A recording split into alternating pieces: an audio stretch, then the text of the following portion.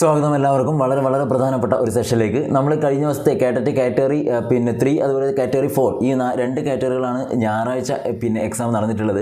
അപ്പോൾ സൺഡേ ഒരു വളരെ പ്രധാനപ്പെട്ട ഒരു ഫംഗ്ഷനും കാര്യങ്ങളൊക്കെ ആയതുകൊണ്ട് ഒന്നും ചെയ്യാൻ പറ്റിയില്ല. അതുകൊണ്ടാണ് നമ്മളിപ്പോൾ ഒന്ന് ഫ്രീ ആയത്. അപ്പോൾ നമുക്ക് എന്ത് ചെയ്യാം, ഇന്നിപ്പോൾ ചൈൽഡ് ഡെവലപ്മെൻറ്റ് ആൻഡ് പെഡഗോഗി നമ്മൾ കാറ്റഗറി 4ൻ്റെ സൈക്കോളജി ക്വസ്റ്റൻസ് ആണ് നോക്കുന്നത്. കാറ്റഗറി 4ൻ്റെ സൈക്കോളജി ക്വസ്റ്റൻസ് നമുക്ക് നോക്കാം. അപ്പോൾ ഇത് 2-3 കാര്യങ്ങളുണ്ട്. ഒന്നെന്ന് വെച്ചാൽ എല്ലാ കാറ്റഗറിയിൽ ഇപ്പോൾ എക്സാം അറ്റൻഡ് ചെയ്ത ആളുകളെ സംബന്ധിച്ചിടത്തോളം ഈ ക്വസ്റ്റൻസ് ഒക്കെ എങ്ങനെയുണ്ട് എന്നുള്ളത് നിങ്ങൾക്ക് വെരിഫൈ ചെയ്യാൻ പറ്റും. എത്രത്തോളം സിമ്പിളാണ് അല്ലെങ്കിൽ എത്രത്തോളം ടഫാണ് മറ്റുള്ള കാറ്റഗറി ആയിട്ട് നിങ്ങൾക്കൊന്ന് എന്ത് ചെയ്യാം, കമ്പയർ ചെയ്യാൻ പറ്റും. രണ്ടാമത്തെ കാര്യം എന്ന് വെച്ചാൽ ഇനിയിപ്പം വരാൻ പോകുന്ന എക്സാം ഉണ്ടല്ലോ, LP സ്കൂൾ അസിസ്റ്റൻ്റ് എക്സാമിനൊക്കെ തയ്യാറെടുക്കുന്ന ആളുകളെ സംബന്ധിച്ചിടത്തോളം അവർക്ക് വളരെ ഇമ്പോർട്ടൻ്റ് ആണ് ഇത്തരത്തിലുള്ള ക്വസ്റ്റൻസൊക്കെ. അവർക്ക് കാര്യങ്ങളൊക്കെ മനസ്സിലാക്കാനും കൂടെ പറ്റും. ഓക്കെ, അപ്പോൾ നമുക്ക് എന്ത് ചെയ്യാം, ഓരോ ക്വസ്റ്റനായിട്ട് നോക്കാം. ഞാൻ വീണ്ടും നിങ്ങളോട് പറയുകയാണ്, കാരണം എനിക്ക് പേഴ്സണലായിട്ട് കുറച്ച് മെസ്സേജ് വരുന്നുണ്ട്. ഈ ഇൻസ്റ്റാഗ്രാം വഴിയൊക്കെ വരുന്ന മെസ്സേജിൽ പറയുന്നത് കൂട്ടി നോക്കിയപ്പോൾ ഇത്രമാത്രം മാർക്കേ ഉള്ളൂ, അപ്പോൾ ഇത്തവണയും പോയി എന്നൊക്കെ പറഞ്ഞുകൊണ്ട് അങ്ങനെ ഒരുപാട് മെസ്സേജ് വരുന്നുണ്ട്, ഞാനിങ്ങനെ കാണുന്നുണ്ട്. അപ്പോൾ അതിൽ നിങ്ങൾ മനസ്സിലാക്കേണ്ട കാര്യം ആദ്യം തന്നെ ഞാൻ പറയുവാണ്, നിങ്ങൾ ഒരു കാരണവശാലും ഇപ്പോൾ കിട്ടുന്ന ആൻസർ കീ വെച്ചിട്ട് നിങ്ങൾ ഒരു മാർക്ക് പോലും ടാലി ചെയ്ത് കൂട്ടി നോക്കിയിട്ട് ഉറപ്പിക്കാൻ പാടില്ല. അതൊക്കെ പ്രൊഫഷണൽ ആൻസർ കീ ഒക്കെ വരട്ടെ, അതിന് ശേഷം നിങ്ങൾ നോക്കിയാൽ മതി. ഇപ്പോൾ ഒന്നും നോക്കണ്ട. ഇപ്പം വെറുതെ ഇങ്ങനെ കേട്ട് നമ്മളൊരു ഡിസ്കഷൻ, ഒരു അനാലിസിസ് എന്നുള്ള രീതിയിൽ മാത്രമാണ്. മനസ്സിലായില്ലേ? ഓരോ ക്വസ്റ്റൻ നോക്കാം. നമ്മൾ പറയുന്ന ആൻസർ പക്ക ആൻസറാണ് എന്നൊന്നും അവകാശപ്പെടുന്നില്ല. കാരണം എന്ന് വെച്ചാൽ പരീക്ഷ ഭവൻ തന്നെ 2 തവണ തിരുത്തിയിട്ട് ആൻസർ കീ വരാറുണ്ട്. അതുകൊണ്ട് നമുക്ക് ആ രീതിയിലൊന്ന് മനസ്സിലാക്കാം. ഫസ്റ്റ് എങ്ങനെയാണ് ഈ ഒരു എക്സാം എന്നുള്ള കാര്യം മനസ്സിലാക്കാൻ വേണ്ടി മാത്രമാണ് ഇങ്ങനെ ചെയ്യുന്നത്. ഫസ്റ്റ് ക്വസ്റ്റ്യൻ ഇങ്ങനെയാണ്: ക്ലാസ്സിൽ ഇടയ്ക്കിടെ അസാധാരണ ചോദ്യങ്ങൾ ചോദിക്കുകയും പഠന പ്രശ്നങ്ങൾ പുതിയ രീതിയിൽ പരിഹരിക്കുകയും ചെയ്യുന്ന ഒരു കുട്ടിയെ ഏത് ഗണത്തിൽ ഉൾപ്പെടുത്താം? ഓപ്ഷൻസ്: താഴ്ന്ന പഠന നേട്ടമുള്ളവൻ, ഉയർന്ന പഠന നേട്ടമുള്ളവൻ, സർഗാത്മകതയുള്ളവൻ, ബൗദ്ധിക പിന്നോക്കാവസ്ഥയിലുള്ളവൻ എന്നിങ്ങനെയാണ് നമ്മുടെ ഓപ്ഷൻസ് വന്നിട്ടുള്ളത്, അല്ലേ? അപ്പോൾ ആ കുട്ടീൻ്റെ പ്രത്യേകതയാണ് ആദ്യം മനസ്സിലാക്കേണ്ടത്. ക്ലാസ്സിൽ ഇടയ്ക്കിടെ അസാധാരണ ചോദ്യങ്ങൾ ചോദിക്കുകയും പഠന പ്രശ്നങ്ങൾ പുതിയ രീതിയിൽ, അതായത് ഇന്നോവേറ്റീവ് ആയിട്ടുള്ള രീതിയിൽ അവൻ സോൾവ് ഒക്കെ ചെയ്യുന്നുണ്ട്. അത്തരത്തിലുള്ള കുട്ടീൻ്റെ കാര്യമാണ് ഇവിടെ ചോദിക്കുന്നത്. അപ്പോൾ നമ്മൾ മനസ്സിലാക്കേണ്ടതാണ് ആൻസർ ഇവിടെ ഓപ്ഷൻ സി ആണ്. ഓപ്ഷൻ സി എന്ന് പറഞ്ഞാൽ സർഗാത്മകതയുള്ളവൻ എന്നുള്ളതാണ് ആൻസറായിട്ട് വരിക. സർഗാത്മകത അഥവാ ക്രിയേറ്റീവ് ആയിട്ടുള്ള കുട്ടിയാണ് അവൻ, ക്രിയേറ്റീവ് ആണ് എന്നുള്ള കാര്യം മനസ്സിലാക്കുക. അടുത്തത് സെക്കൻഡ് ക്വസ്റ്റ്യനിലേക്ക് വരാം. സെക്കൻഡ് ക്വസ്റ്റ്യൻ ചോദിച്ചിങ്ങനെയാണ്: വ്യക്തിത്വ സമീപനങ്ങളിൽ മനുഷ്യൻ്റെ ശരീരപ്രകൃതിക്ക് പ്രാധാന്യം നൽകിയത് ഏതാണ്? വ്യക്തിത്വ സമീപനങ്ങളിൽ മനുഷ്യൻ്റെ ശരീരപ്രകൃതിക്ക് പ്രാധാന്യം നൽകിയത്, അല്ലേ? അപ്പോൾ അവിടെ ആൻസറായിട്ട് വരുന്നതാണ് ട്രൈറ്റ് സമീപനം, ടൈപ്പ് സമീപനം, പിന്നെ മനോവിശ്ലേഷണം, വ്യവഹാരവാദം എന്നൊക്കെ ഉള്ളത്. ആൻസർ ടൈപ്പാണ്, ടൈപ്പ് അപ്രോച്ചാണ്, ടൈപ്പ്. ഓക്കെ, അടുത്തത് കുട്ടികളുടെ മികച്ച പ്രകടനങ്ങളുടെ തിരഞ്ഞെടുത്ത ശേഖരത്തെ വിശേഷിപ്പിക്കാവുന്നത്? കുട്ടികളുടെ മികച്ച പ്രകടനങ്ങളുടെ തിരഞ്ഞെടുത്ത ശേഖരം, അല്ലെ? A collection of students work representing a selection of performance is called. Anecdotal record, cumulative record, portfolio, log book. Okay, അപ്പോൾ ഇവിടെ ആൻസറായിട്ട് വരുന്ന പോർട്ട്ഫോളിയോ ആണ്. പക്ഷേ ഒരു തവണ ഏതൊരു ക്വസ്റ്റ്യൻ പേപ്പർ കണ്ടിട്ടുണ്ട്, അത് അങ്ങനെ ഈ ഒരു സെയിം ടൈപ്പ് ക്വസ്റ്റ്യൻ വന്നിട്ട് അനക്ഡോട്ടൽ റെക്കോർഡും ആൻസർ കീയിൽ കൊടുത്തിട്ടുണ്ട്. ഇതാണ് ആൻസർ എന്ന രീതിയിൽ പറഞ്ഞിട്ടുണ്ടായിരുന്നു. അതുകൊണ്ട് അവിടെ വെക്കുക. നമുക്ക് ഈ വരുന്ന സമയത്ത് പോർട്ട്ഫോളിയോ ആണ് ഇവിടെ വരിക. ഈ വരുമ്പോൾ നമുക്ക് നോക്കാം അത്. അടുത്തത് അവനവനെ അറിയുക എന്ന ആശയം ബഹുമുഖ ബുദ്ധിയുടെ ഏത് ഘടകവുമായി ബന്ധപ്പെട്ടിരിക്കുന്നു? അവനവനെ അറിയുക, അല്ലേ? എന്താണ്? നോ വൺ സെൽഫ്, അല്ലേ? അപ്പോൾ അത്തരത്തിലുള്ള ആശയം ഏതാണ് വരിക? വ്യക്തിയാന്തര ബുദ്ധി, അന്തർവൈയക്തിക ബുദ്ധി, ഭാഷാപര ബുദ്ധി, സാമൂഹ്യ ബുദ്ധി. അപ്പോൾ നമ്മളതിൻ്റെ മൾട്ടിപ്പിൾ ഇൻ്റലിജൻസ് അല്ലെങ്കിൽ ബഹുമുഖ ബുദ്ധി എന്ന് കേൾക്കുമ്പോൾ തന്നെ മനസ്സിലാക്കുക അവനവനെ, നമ്മൾ സ്വയമാണ്, അല്ലേ? എന്ന് വെച്ചാൽ എന്താണ്? അന്തർവൈയക്തികം അഥവാ ഇൻട്രാ പേഴ്സണൽ ഇൻ്റലിജൻസ് ആണ്. നെക്സ്റ്റ്, ഒരു അധ്യാപിക എന്ന നിലയിൽ കുട്ടികളിലെ സർഗാത്മകത പ്രോത്സാഹിപ്പിക്കാൻ നിങ്ങൾ എന്ത് ചെയ്യും? അധ്യാപകൻ എന്ന നിലയിൽ കുട്ടികളെ സർഗാത്മകത പ്രോത്സാഹിപ്പിക്കാൻ നിങ്ങൾ എന്താണ് ചെയ്യുന്നത്? ക്രിയേറ്റിവിറ്റി കൂട്ടാൻ വേണ്ടി, കുട്ടികളുടെ ക്രിയേറ്റിവിറ്റിയെ പ്രൊമോട്ട് ചെയ്യാൻ നമ്മൾ എന്താ ചെയ്യുന്നതാണ്? പ്രശ്നപരിഹാരത്തിനായി ധാരാളം അവസരങ്ങൾ ഒരുക്കും. കുട്ടികളോട് വെല്ലുവിളി വരുത്തുന്ന ചോദ്യങ്ങൾ ചോദിക്കും. വ്യത്യസ്ത സന്ദർഭങ്ങളിൽ സ്വതന്ത്രമായ പ്രകടനത്തിലുള്ള അവസരങ്ങൾ നൽകും. അതുപോലെ മേൽപ്പറഞ്ഞവയെല്ലാം. ഇവിടെ ആൻസർ ഓപ്ഷൻ ഡി തന്നെയാണ്. മേൽപ്പറഞ്ഞവയെല്ലാം എന്നാണ് വരും. ഓൾ ഓഫ് ദി എബോ ആണ്. കാരണം കുട്ടികൾക്ക് പ്രശ്നപരിഹാരം, പ്രോബ്ലം സോൾവിങ്ങിന് എന്ത് ചെയ്യണം? നമ്മൾ ഒരുപാട് ഓപ്പർച്യൂണിറ്റീസ് കൊടുക്കണം കുട്ടികൾക്ക്, അല്ലേ? അതാണ് അവിടെ ഉദ്ദേശിക്കുന്നത്. ഡൈവേർജൻ്റ് ആണ്. പിന്നെ എന്താണ്? കുട്ടികളോട് വെല്ലുവിളി വരുത്തുന്ന ചോദ്യങ്ങൾ, അതായത് ചലഞ്ചിങ് ആയിട്ടുള്ള ക്വസ്റ്റ്യൻസ് കുട്ടികൾക്ക് കൊടുക്കണം. അല്ലാതെ എല്ലാ സമയത്തും ഒരേപോലെയുള്ള ക്വസ്റ്റ്യൻസ് അല്ല, ചലഞ്ചിങ് ആയിട്ടുള്ള ക്വസ്റ്റ്യൻസ്. അതാണ് കുട്ടികൾക്ക് വേണ്ടത്. പല വഴി അവർ ചിന്തിച്ച് ആൻസറിലേക്ക് എത്തും. പിന്നെ എന്താണ്? വ്യത്യസ്ത സന്ദർഭങ്ങളിൽ സ്വതന്ത്രമായ പ്രകടനത്തിലുള്ള അവസരങ്ങൾ എല്ലാം വരും. താഴെ പറയുന്നവരിൽ ജെറോമസ് ബ്രൂണറിൻ്റെ സംഭാവന ഏതാണ്? ബ്രൂണറിൻ്റെ സംഭാവന നോക്കിയാൽ ഡയറക്റ്റ് ക്വസ്റ്റൻ അല്ലേ? നമ്മൾ ഓപ്ഷനൊന്നും ആവശ്യമില്ല. എന്താണ്? ഡിസ്കവറി ലേണിംഗ് ആണ്, കണ്ടെത്തൽ പഠനം, അല്ലേ? ബാക്കി ഉൾക്കാഴ്ച പഠനം, നിരീക്ഷണാത്മകം, ശ്രമപരാജയം, അതൊക്കെ നിങ്ങൾക്ക് അറിയുന്നതാണ്. നെക്സ്റ്റ് എന്താണ് അടുത്ത ക്വസ്റ്റൻ നോക്കിയാൽ: റാണിയുടെ മൂത്ത സഹോദരനാണ് വിനോദ്. വിനോദിൻ്റെ പിറന്നാൾ വളരെ വിപുലമായി ആഘോഷിക്കുകയും അവന് വില കൂടിയ സമ്മാനങ്ങൾ നൽകുകയും ചെയ്യുന്നത് പതിവാണ്. എന്നാൽ അവളുടെ പിറന്നാൾ വളരെ ശുഷ്കമായി ആഘോഷിക്കുന്നു. ഇവിടെ രക്ഷിതാക്കൾ പ്രകടമാക്കുന്നത് എന്താണ്? ലിംഗവിവേചനം, സമത്വം, നിഷ്പക്ഷത, പങ്ക്, അല്ലേ? ലിംഗപരമായ പങ്ക്. അപ്പോൾ ആൻസർ എന്താ വരിക? ഒരു സംശയം വേണ്ട. എന്താണ്? വിനോദിനെ അവർ ഗ്രാൻഡ് ആക്കുന്നു, പക്ഷേ റാണിയെ അവർ മൈൻഡ് ചെയ്യുന്നില്ല, ഒന്നും ചെയ്യുന്നില്ല എന്ന് പറഞ്ഞാൽ എന്താണ്? വിവേചനം തന്നെയാണ്. മനസ്സിലായില്ലേ? ജെൻഡർ ഡിസ്ക്രിമിനേഷൻ തന്നെയാണ് ആൻസർ ഓപ്ഷൻ എ. അടുത്തത്, താഴെ പറയുന്ന പ്രസ്താവനകളിൽ പഠന വൈകല്യമുള്ള കുട്ടികളുടെ സവിശേഷത അല്ലാത്തത് ഏത്? പഠന വൈകല്യമുള്ള കുട്ടികളുടെ സവിശേഷത അല്ലാത്തത് ഏതെന്നാണ് ചോദിച്ചത്. വായനയിലും എഴുത്തിലുമുള്ള വൈകല്യങ്ങൾ, അക്കങ്ങൾ കൈകാര്യം ചെയ്യാനുള്ള പ്രയാസം, ചില വിഷയങ്ങളിലെ താഴ്ന്ന പഠന നേട്ടം, താഴ്ന്ന ബൗദ്ധിക നിലവാരം. അപ്പോൾ പഠന വൈകല്യമുള്ള കുട്ടികളുടെ സവിശേഷത അല്ലാത്തതെന്ന് ചോദിച്ചാൽ എന്താണ്? എയും ബിയും സി ഒക്കെ സവിശേഷതകളാണ്, പക്ഷേ എന്തല്ല, താഴ്ന്ന ബുദ്ധി നിലവാരം എന്ന് പറയുന്നത് അതിൻ്റെ സവിശേഷതയല്ല. നെക്സ്റ്റ്, താഴെ പറയുന്നതിൽ പഠനത്തിന് അനിവാര്യമായ മുൻ ഉപാധി ഏതാണ്? താഴെ പറയുന്നവയിൽ പഠനത്തിന് അനിവാര്യമായ മുൻ ഉപാധി: പരിപക്വനം അഥവാ മെച്ചുറേഷൻ, അഭിപ്രേരണ മോട്ടിവേഷൻ, താല്പര്യം ഇൻട്രസ്റ്റ്, അതുപോലെ പരിശീലനം പ്രാക്ടീസ്.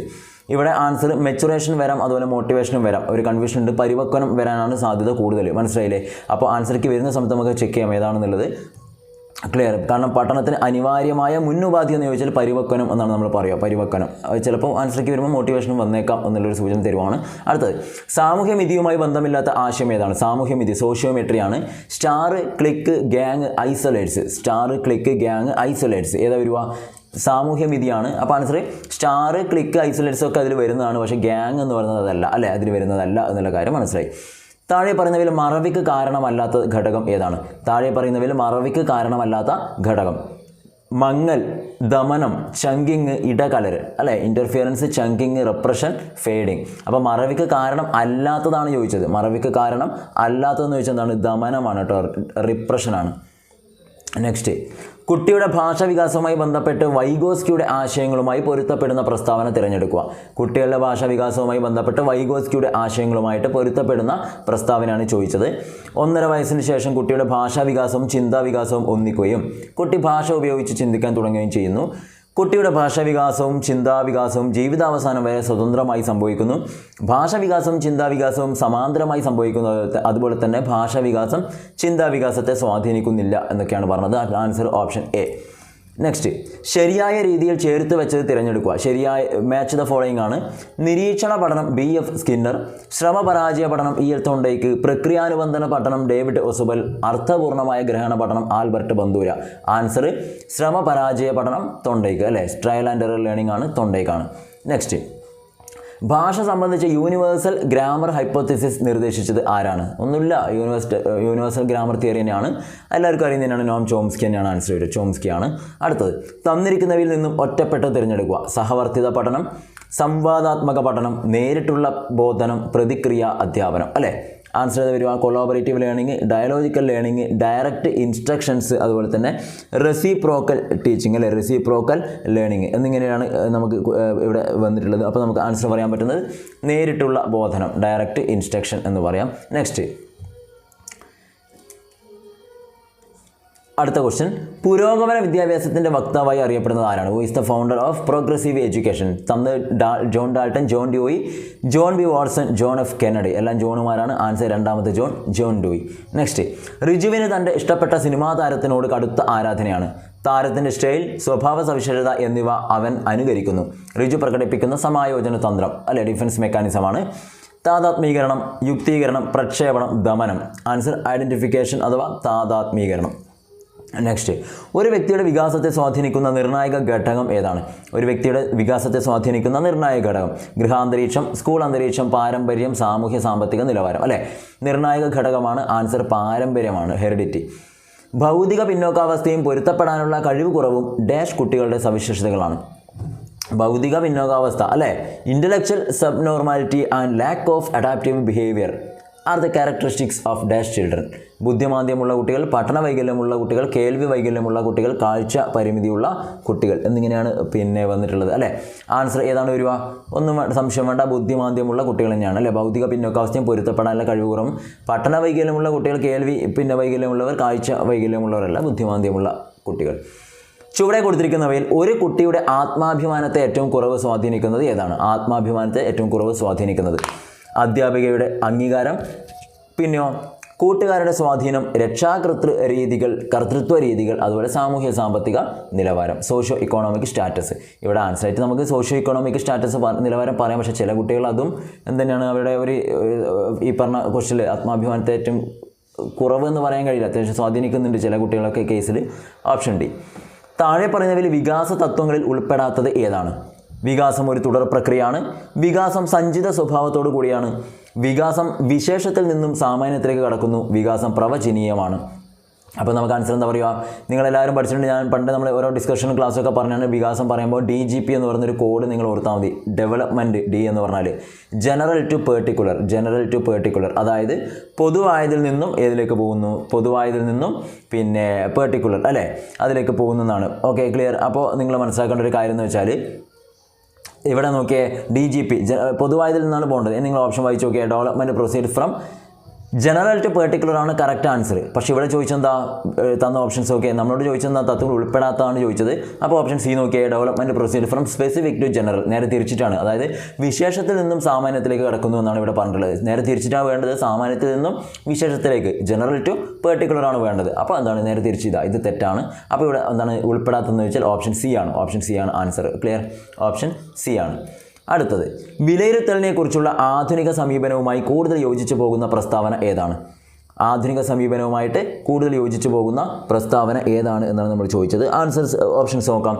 വിലയിരുത്തൽ പഠനത്തോടൊപ്പം നടത്തേണ്ടതാണ്. ഒരു യൂണിറ്റ് പഠിച്ച ശേഷം മാത്രം വിലയിരുത്തൽ മതി. അക്കാദമിക വർഷാന്ത്യം മാത്രം വിലയിരുത്തൽ മതി. വിലയിരുത്തൽ അനിവാര്യമല്ല. അപ്പോൾ ആധുനിക സമീപനവുമായി കൂടുതൽ യോജിച്ചു പോകുന്നത് തന്നെയാണ്. പഠനത്തോടൊപ്പം തന്നെ വിലയിരുത്തൽ നടത്തേണ്ടതാണ് എന്നുള്ളതാണ് നമുക്ക് പറയാൻ പറ്റുക. ബാക്കിയൊക്കെ എന്താണ് ഇങ്ങനെ, അത് നമുക്ക് കറക്റ്റായിട്ട് പറയാൻ പറ്റില്ല. നെക്സ്റ്റ്, താഴെ പറയുന്നവയിൽ കൂട്ടത്തിൽ പെടാത്തത് തിരഞ്ഞെടുക്കുക.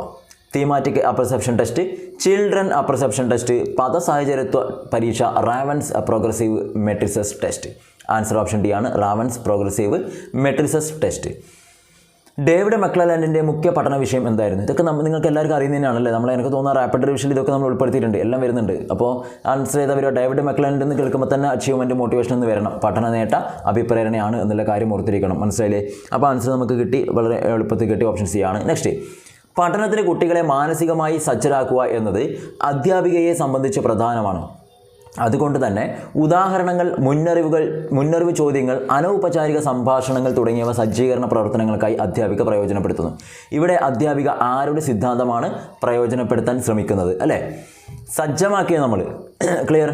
അപ്പോൾ നമുക്ക് എന്താണ് പറയാൻ പറ്റുക? ഇവിടെ ആരുടെ എന്ന് വെച്ചാൽ ആൻസർ സ്കിന്നറാണ് വരിക. സ്കിന്നറിൻ്റെ എന്നുള്ളതാണ് ആൻസറായിട്ട് നമുക്ക് പറയാൻ പറ്റുക. സ്കിന്നർ. ഓക്കെ, പിന്നെ കണ്ടീഷനിങ് ഒക്കെ ബന്ധപ്പെട്ടിട്ടാണെങ്കിലും വേണമെങ്കിൽ പാവലോ എന്നൊക്കെ പറയാം നമുക്ക്, പക്ഷേ എനിക്ക് തോന്നുന്നില്ല. സ്കിന്നറാണ് ഇവിടെ ആൻസറായിട്ട് വരിക. നെക്സ്റ്റ്, മനു എന്ന 10 വയസ്സുകാരൻ്റെ മാനസിക വയസ്സ് 14 IQവിൻ്റെ അടിസ്ഥാനത്തിൽ അവനെ തരംതിരിക്കാവുന്നത് ഏത് മേഖലയിൽ ഉൾപ്പെടുത്താമെന്നാണ്. അല്ലേ, മനുവിൻ്റെ ഇവിടെ എല്ലാം തന്നിട്ടുണ്ട്. അപ്പോൾ IQ എന്ന് കേൾക്കുമ്പോൾ നമ്മൾ എപ്പോഴും ക്ലാസ് പറഞ്ഞാണ് IQ എന്ന് കേട്ടാൽ നിങ്ങൾ മനസ്സിലാക്കണം അതിൻ്റെ ഫോർമുല ഉണ്ട് കാൽക്കുലേറ്റ് ചെയ്യാൻ. മെൻ്റൽ ഏജിനെ ക്രോണോളജിക്കൽ ഏജ് കൊണ്ട് ഡിവൈഡ് ചെയ്തിട്ട് അതിന് 100 കൊണ്ട് ഗുണിച്ചാൽ മതി. അതായത് മെൻ്റൽ ഏജ് എന്ന് വെച്ചാൽ മാനസിക വയസ്സാണ്. അല്ലേ, മാനസിക വയസ്സാണ്. മറ്റേത് കാലിക വയസ്സാണ്. CA ക്രോണോളജിക്കൽ വെച്ചാൽ കാലികം. മനു എന്ന 10 വയസ്സിൻ്റെ മാനസിക വയസ്സ് 14. അപ്പോൾ മാനസിക വയസ്സ് പറഞ്ഞുകൊണ്ട് മെൻ്റൽ ഏജ് തന്നിട്ടുണ്ട്. അതുപോലെ തന്നെ മാനസിക വയസ്സ് 14 മനു എന്ന 10 വയസ്സുകാരൻ്റെ മാനസിക വയസ്സ് തന്നിട്ടുണ്ട് 14. അപ്പോൾ 10 വയസ്സുകാരനായ മനു എന്ന് പറഞ്ഞാൽ അത് അവൻ്റെ ശരിക്കുള്ള വയസ്സല്ലേ 10, അതാണ് കാലിക വയസ്സ് അല്ലെങ്കിൽ CA. രണ്ടും തന്നിട്ടുണ്ട്. ഇനി ഇതിലേക്ക് കൊടുത്താൽ മതി. അപ്പോൾ IQ എന്ത് ചെയ്യുക? മെൻ്റൽ ഏജ് എന്താണ്? 14, മറ്റേ വയസ്സ് 10. എന്നിട്ട് എന്ത് ചെയ്യുക? അതിന് 100 കൊണ്ട് ഗുണിക്കുക. രണ്ട് രീതി ചെയ്യാം. നിങ്ങൾക്ക് മാത്സ് കുറച്ച് അത്യാവശ്യം എളുപ്പമുള്ളവരാണെങ്കിൽ എന്താ ഈ 0യും കട്ട് ചെയ്തിട്ട് നിങ്ങൾക്ക് ബാക്കി 14 ഗുണിക്കണം 10 = 140 എന്ന് എഴുതാം. ഇനി അങ്ങനെയുള്ള മാത്സ് ബുദ്ധിമുട്ടുള്ളവരാണെങ്കിൽ എന്ത് ചെയ്യുക? 14നെ 100 കൊണ്ട് ഗുണിച്ചാൽ നമുക്ക് 1400 എന്ന് കിട്ടും. എന്നിട്ട് ആ കിട്ടിയ ആൻസറിനെ 10 കൊണ്ട് നിങ്ങൾ ഹരിക്കുക. അപ്പോഴും കിട്ടുന്ന എത്ര? 1400 എത്ര 10 ഉണ്ടെന്ന് വെച്ചാൽ നിങ്ങൾക്ക് മനസ്സിലാവും 140 10കളാണ് അല്ലേ. അപ്പോൾ ആൻസർ 140 ആണ്. ഇനി നമ്മളോട് ചോദിച്ച IQ എത്ര എന്നല്ല ചോദിച്ചത്. ഈ 140 എന്ന് പറയുന്നത് ഈ തന്നിരിക്കുന്ന ഏതിലാണ് ഉൾപ്പെടുമെന്നാണ്. 150 എന്ന് വെച്ചാൽ എന്താണ്? അത്രയും ബുദ്ധിയിലെത്തിയില്ലേ അല്ലേ. എന്നാൽ നമുക്കെന്താ ശരാശരി എന്ന് പറയാൻ പറ്റുമോ? ശരാശരിക്ക് താഴെ നിന്ന് പറ്റുമോ? ശരാശരിക്ക് മുകളിൽ നിന്ന് പറ്റുമോ? നോ ഡൗട്ട് പ്രതിഭയാണ് ആ കുട്ടി. പ്രതിഭയാണ് എന്നുള്ള കാര്യം മനസ്സിലാക്കുക. ജീനിയസ് ആണ്. അടുത്തത്, പിയാഷയുടെ വൈജ്ഞാനിക വികാസ സിദ്ധാന്തം അനുസരിച്ച് സമൂർത്ത ചിന്തന ഘട്ടം എന്നത് ഏത് പ്രായഘട്ടത്തിലാണെന്നാണ് ചോദിച്ചത്. സമൂർത്ത ചിന്തന ഘട്ടം അഥവാ കോൺക്രീറ്റ് ഓപ്പറേഷൻ സ്റ്റേജ് അല്ലേ, ഏതിലാണ് വരിക? ശരിക്കൊന്ന് മനസ്സിലാക്കി വെക്കണം. കോൺക്രീറ്റ് ഓപ്പറേഷൻ സ്റ്റേജ് ആണ്. അപ്പോൾ ജനനം മുതൽ 2 വയസ്സ് വരെയാണോ, അല്ലെങ്കിൽ 7 മുതൽ 11 ആണോ, 11 മുതൽ 15 ആണോ, 2 മുതൽ 7 വരെയാണോ? നിങ്ങൾക്കറിയാം ജനനം മുതൽ 2, 2.5 അല്ലെങ്കിൽ 2.5 വരെയുള്ള ഒരു പ്രായഘട്ടം എന്ന് വെച്ചാൽ നിങ്ങൾക്കറിയാം സെൻസറി മോട്ടോർ സ്റ്റേജ് ആണ് അല്ലേ. സെൻസറി മോട്ടോർ സ്റ്റേജ് ആണ് വരിക. പിന്നെയോ ആ 2.5 മുതൽ 2 ഇതിൽ ഓപ്ഷൻ വെച്ച് നോക്കുമ്പോൾ 2 മുതൽ 7 വരെയുള്ളൊരു കാലഘട്ടമാണ് ഏതാണ്? സെൻസറി മോട്ടോർ സ്റ്റേജ് കഴിഞ്ഞാൽ പ്രീ ഓപ്പറേഷണൽ സ്റ്റേജ് ആണ് അല്ലേ. പ്രായക മനോവ്യാപാര ഘട്ടം എന്ന് പറയും. അത് കഴിഞ്ഞിട്ട് വരുന്നതാണ് ഏത്? കോൺക്രീറ്റ് ഓപ്പറേഷൻ സ്റ്റേജ് എന്ന് പറയുന്നത് അല്ലേ. ക്ലിയർ. അപ്പോൾ കോൺക്രീറ്റ് ഓപ്പറേഷൻ സ്റ്റേജ് എന്ന് വെച്ചാൽ 7 മുതൽ 11 വയസ്സ് വരെ ഇതിൻ്റെ ഒരു കാലഘട്ടമാണ്. ഓപ്ഷൻ ബി ആണ് ഇവിടെ ആൻസർ ആയിട്ട് വരിക. നെക്സ്റ്റ്, ഇൻക്ലൂസീവ് സെറ്റിങ്ങിൽ പ്രത്യേക പരിഗണന അറിയിക്കുന്ന കുട്ടികളുടെ ആവശ്യങ്ങൾ നേരിടാൻ പ്രയോജനപ്പെടുത്താവുന്ന രീതി അല്ലെങ്കിൽ രീതികൾ ഏതൊക്കെയാണ്? ഓക്കെ, ഇൻക്ലൂസീവ് സെറ്റിംഗ് ആണ്, ഇൻക്ലൂസീവ് ക്ലാസ് റൂം ആലോചിച്ചാൽ മതി നിങ്ങൾ. അപ്പോൾ അവിടെ പ്രത്യേക പരിഗണന അറിയിക്കുന്ന കുട്ടികളുണ്ടല്ലോ, അവരുടെ ആവശ്യങ്ങൾ നേരിടാൻ പ്രയോജനപ്പെടുത്താവുന്ന രീതികൾ ഏതൊക്കെയാണെന്നാണ്. പ്രത്യേക പരിഗണന വെച്ചാൽ പല തരത്തിലുള്ള കുട്ടികളെ ക്ലാസ്സിലുണ്ടാകും. അതുകൊണ്ട് നോക്കാം. അസിസ്റ്റീവ് ടെക്നോളജി, വ്യക്തിഗത ബോധനം, പാഠ്യപദ്ധതി അനുരൂപീകരണം, മേൽ പറഞ്ഞവയെല്ലാം. ഇവിടെ വെച്ച് നോക്കുമ്പോൾ ഇതെല്ലാം ആവശ്യമുള്ള കാര്യം തന്നെയാണ്. ആൻസർ ഓപ്ഷൻ ഡി ആണ്, മേൽ പറഞ്ഞവ എല്ലാം. വ്യക്തികളിലെ മനോസാമൂഹ്യ വികാസം സംബന്ധിച്ച് ആധികാരികമായ പഠനം നടത്തിയ മനഃശാസ്ത്രജ്ഞൻ ആരാണ്? മനോസാമൂഹികമാണ്, സൈക്കോ സോഷ്യൽ ഡെവലപ്മെൻ്റ് ആണ്. ആരാണ്? സൈക്കോ സോഷ്യൽ ഡെവലപ്മെൻ്റ് എന്ന് കേട്ടാൽ തന്നെ പിന്നെ ഓപ്ഷൻ്റെ ഒന്നും ആവശ്യം വേണ്ട, എറിക് എച്ച് എറിക്സൺ. അടുത്ത ക്വസ്റ്റ്യനിലേക്ക് പോകാം നമുക്ക്. മോറൽ ഡെവലപ്മെൻറ്റ് ചോദിച്ചെങ്കിൽ ലോറൻസ് കോൾബർഗ് എന്ന് പറയാം. ഇവിടെ സൈക്കോ സോഷ്യൽ അല്ലേ, മനോസാമൂഹിക വികാസമാണ്. അവസാനത്തെ ചോദ്യം, സംഘപഠന പ്രവർത്തനങ്ങളിൽ കുട്ടിക്ക് തൻ്റെ ഇടപെടൽ മെച്ചപ്പെട്ടതാണോ എന്ന് തിരിച്ചറിയാൻ സഹായിക്കാത്ത വിലയിരുത്തൽ ഏതാണ്?